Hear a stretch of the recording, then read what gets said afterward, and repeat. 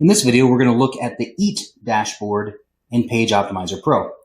From the summary page, just simply click over to EAT, and this is what the EAT dashboard looks like. If you are an agency user, you have access to the EAT dashboard. If you have a previous run and you would like this data for that particular page, simply do a rerun and click I need to make some changes and check the box in order to run EAT information. So EAT, if you're not familiar, this is a concept that comes out of the updates from Google in 2018 and 2019. The updates that are known as the MEDIC updates, or sometimes called the Florida updates. Essentially, these updates went after sites that had issues with who owns this site, who is responsible for this content. A lot of people, the name EAT comes from expertise, authoritativeness, and trustworthiness, and I don't particularly like that term because I think in being clever and coming up with an acronym called EAT, I think it kind of misses the point. Google is not in the business of deciding who is more valid than somebody else in terms of their qualifications. Google does not have an algorithm that can say that, well, this person went to Stanford and this person went to Harvard and then this person has 25 years of experience. They don't have any algorithm that can compare who might be better in that situation. So expertise is kind of right out. Authoritativeness is the exact same thing. That's just another way to say expertise. And so again, I think that's also quite right out. Trustworthiness is more on the point, but you have to realize that trustworthiness is really what Google can crawl on a site. And it's more like, are you a thing? Are you a real business? Google cannot walk to your business to see if you are real or not. It cannot talk to your employees. It cannot see your facilities. It cannot see, even if you're running a home business, it can't see that like, oh, okay, these guys are legit. That doesn't happen. So what Google can do is it can crawl websites, and it does a very good job doing that. And it can look for indicators on the site that real businesses will do. Things that an actual business would do to say that I am real, I'm worthy of being put into your index because I'm an actual business. And importantly is the concept. If somebody is a real business, they do real things. They can refund a client. They can give support. They can troubleshoot. People that are not real don't do that. You know, they take the money and they essentially run. And so what Google doesn't want are those companies that take the money and run. They want actual businesses in order to feel good about what they're putting in front of people to click on in order to buy something or buy a service, buy a product or service. So that's where we get to with this dashboard.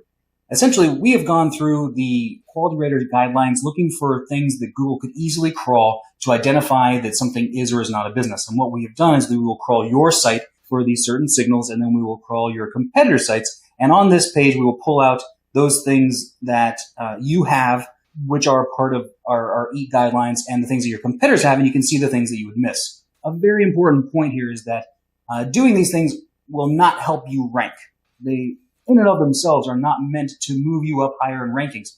What they can do is they can help you keep those rankings so that when Google does another MEDIC update or another Florida update or whatever you want to call it, when they're looking for things that clearly make you stand out as a real business, these are the things you need to have, and this can make you MEDIC proof and specifically for your particular niche. So we're pulling out those sites that are ranking, those ones that you have pulled out as your competitors, and we're going to see what EAT signals they have versus what you have, and then you can compare. So the idea is that you can then obtain all the EAT signals you might be missing and then have them on your site so that when Google does these mass sweeps like they've done on the last several updates that have caused a lot of people to drop very far, you don't have to worry about that because you have made your site evergreen. You've made it MEDIC proof. There's a little bit of text here, and you can click to hide the text. This first page is your own page, and this is an agency page that of my agency, High Voltage. And this is this particular page that we've run for this particular term, PPC agency in Phoenix.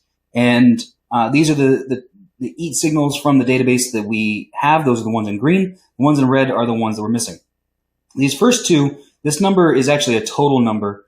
And actually, you can see as I switch between, it's actually highlighted inside the competitors' EAT signals.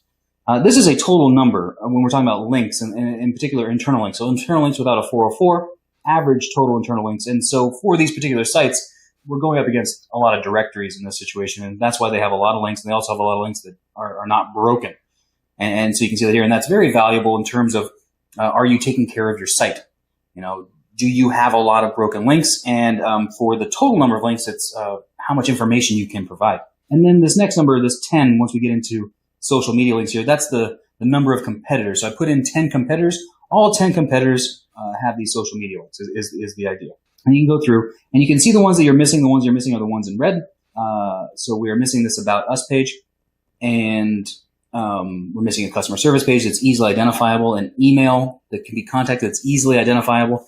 Now there's a thing, and I like this example because we have a team page. So we have missed this signal, but that doesn't necessarily mean that we've done it incorrectly. This is a guideline. So if you've got a team page and the tool doesn't recognize the team page, then you're okay. You know, the idea of getting these signals on there is the point, not necessarily that it is labeled correctly. But if you see something like, hey, I've got that, please let us know, because then we can add it to the tool in order to make this a little bit better to grab those things that actually are how people describe what's going on their sites.